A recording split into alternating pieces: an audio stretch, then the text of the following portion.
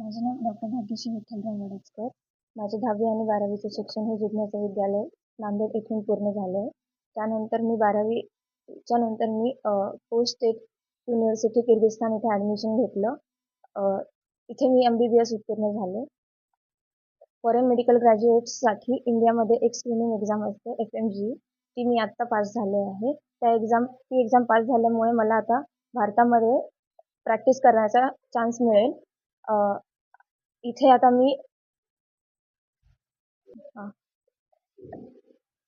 इथे भारतामध्ये मी FMG उत्तीर्ण होऊन मी भारतातील रुग्णांचे सेवा करण्याचे प्रयत्न सेवा करून आईवडिलांचे स्वप्न पूर्ण करण्याचे प्रयत्न करीन. मी सगळ्यांना सांगते की कमी मार्क्स पडले तरी न खचता ऑपॉर्च्युनिटी बघून पुढे चालत राहा. मार्क्स हे डिफाईन नाही करत, आपल्याला यश डिफाईन करतं. मार्क्समुळे आपलं मन न खचू देता पुढे चालत राहणं हेच एक यशासाठी महत्त्वाची गोष्ट आहे.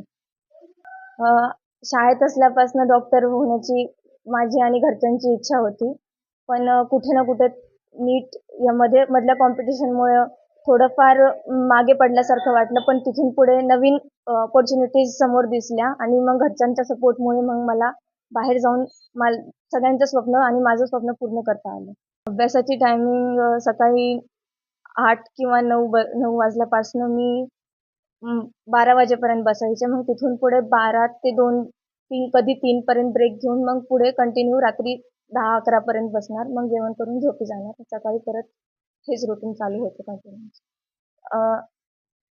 किती वेळ अभ्यास करतो ह्यापेक्षा कसा अभ्यास करतो हे जास्त मॅटर करतं. 12 तासही अभ्यास करून जर पूर्णपणे लक्ष न देता तो अभ्यास केला तर त्याचा काहीही उपयोग नाही. पण तेच जर 3 तास पूर्ण मन लावून अभ्यास केला तर त्याचा जास्त फायदा होईल. हेच सर्व श्रेय माझ्या फॅमिलीला, माझ्या मम्मी पप्पांना, त्यांनी मला खूप सपोर्ट केला. त्याच्यासाठी थँक्यू. मी विठ्ठल भागाराम कांबळे. मी माझ्या मुलीच्या शिक्षणासाठी व तिचे स्वप्न पूर्ण करण्यासाठी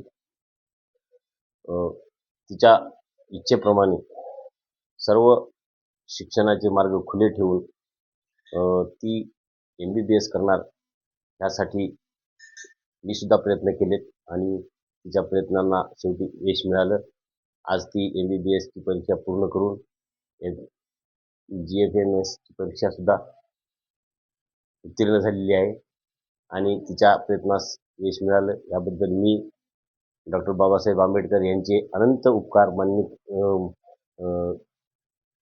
मानतो व तिच्या शिक्षणास पुढे तिला असेच यश मिळत राहो अशी मी सदिच्छा बाळगतो. आपल्या सर्वांचे आशीर्वाद तिच्या पाठीशी राहतील हीच अपेक्षा.